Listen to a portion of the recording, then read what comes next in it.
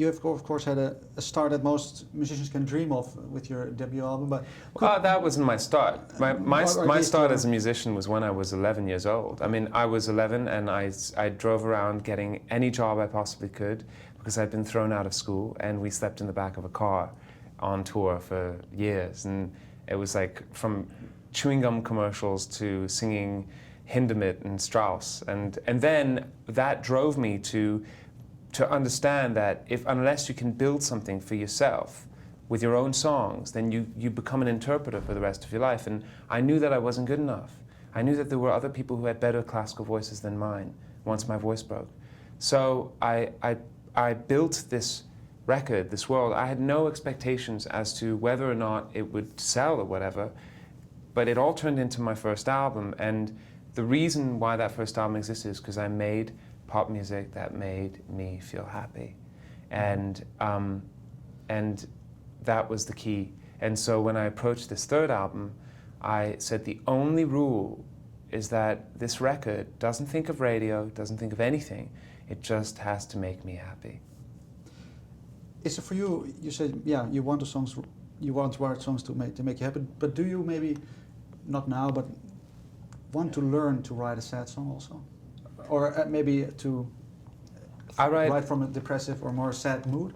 Right. Well, I write sad. I write songs that are horrifically sad. I write songs about suicide, and I describe, someone's death, and I describe them sitting on a bed and what it's like for them to kind of have deaths creep into their eye. And I do it, but because of the way that I do it, instinctively, I package it with this kind of like, this, I don't know, sometimes you don't even know what I'm talking about until you look closer.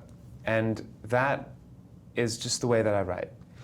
But do you find it maybe then hard that people maybe look only on the surface and see, oh, that's a happy song, but actually it's really sad? I don't mind. I really don't mind, because the idea of subversion is a very powerful one for me. I think that if people just think it's happy, then that's great.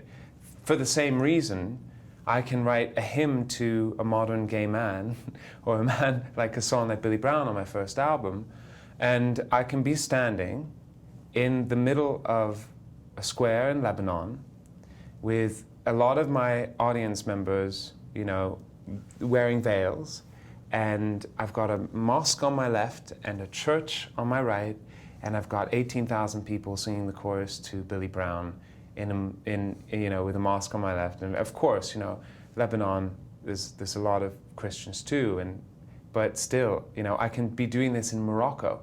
I can be doing this in Tunisia, in Muslim countries where there's massive intolerance to homosexuality. I can get them singing the chorus of Billy Brown. There's value in that. There's value in that subversion. So no, it doesn't bother me, because at the end of the day, it's part of my process. It's how I work as an artist. But do you see yourself maybe then also as a little bit as an ambassador in those countries to maybe raise discussion about the subject? Or do you feel that as an artist you have? I'm not a political figure. I'm a musician. There are a lot of people who are far more intelligent than I am. But the thing is, I'm not a crusader of any kind, but I'm true to myself. And if that has a positive effect in some way, then fucking great. But I'm certainly not, writing songs with an objective from the outset.